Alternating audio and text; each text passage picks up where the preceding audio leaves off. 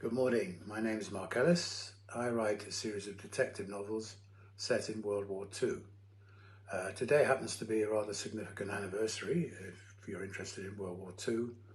It was on June the 6th in 1944 that D-Day took place, and lots of very, very brave men crossed the Channel to take on the might of Nazi Germany.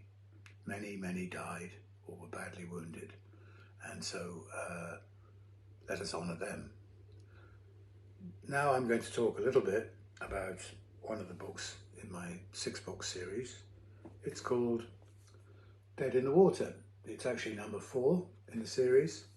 You should know that each of the books is written on a standalone basis, so if you are interested in dipping into this series, you don't have to start at the beginning. You could start just as easily with Dead in the Water. Now, I'm just going to read you a little bit of a blurb and then I'll read you an extract. Summer 1942, the Second World War rages on, but Britain now faces the Nazi threat with America at its side.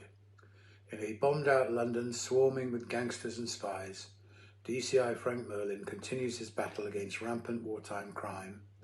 A mangled body is found in the Thames, just as some items of priceless art go mysteriously missing. What sinister connection links the two? Merlin and his team follow a twisting trail of secrets as they investigate a baffling and deadly puzzle. So that's a quick summary of the plot.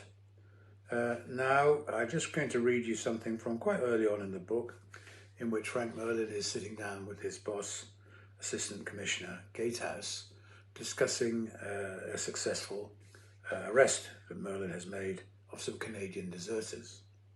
So the date in the book is Tuesday, August the 4th, 1942. Frank, there you are. Another success to note down in your little book then. Assistant Commissioner Gatehouse smiled up from behind his desk. I don't have a little book, sir. Don't be a pedant, Chief Inspector. Take a seat, please. The two men were in the AC's Scotland Yard office, which was directly above Merlin's and had an equally fine view of the Thames and Westminster Bridge. In appearance, the only thing the two men had in common was height. Both were over 6 feet, though Merlin shaded it by a whisker. The Chief Inspector was a fine-featured, good-looking, green-eyed man in his 40s, with the sleek black hair and dark complexion of his Spanish father. The AC was lankier in build, older and greyer, with small eyes and an excess of teeth. He was not good-looking and never had been. He was dressed soberly, as always, in a plain dark suit, wing-collared shirt and neutral tie. He nodded sympathetically at Merlin's bandaged hand. Painful? A little sore. I've had a couple of stitches. Be tickety-boo in a couple of days.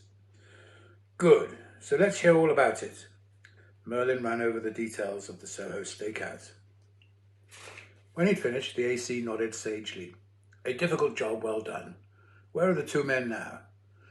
Downstairs, spilling their guts to my men with luck.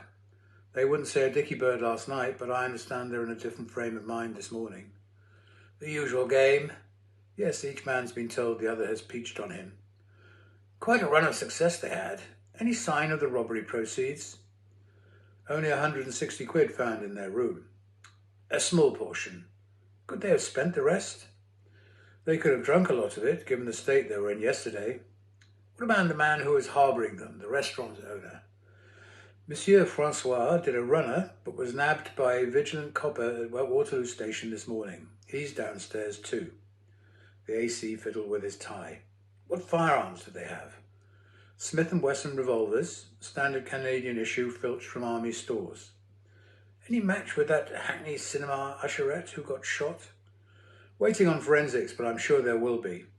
So the noose for them, then? Merlin nodded. At least we can deal with them in our own courts. If they were Americans now. Indeed, sir. You haven't forgotten the embassy meeting next week? No, sir. Has the final legislation been signed off yet? I think Parliament will formalise everything on Thursday. Merlin sighed. Will there be anything else? So what they're talking about there, the legislation, was legislation which transferred jurisdiction over any crime alleged against American troops in Britain from the British police to the American military authorities. And this plays a major part in the story.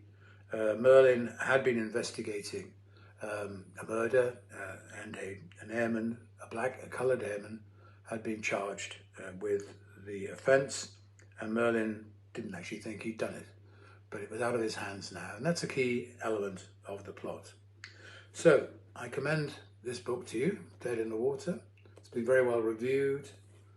Unputdownable was one of the comments. Remarkable series, etc., etc. So again, I can commend this book to you and all the other books in the series, and have a good day and happy reading. Bye-bye.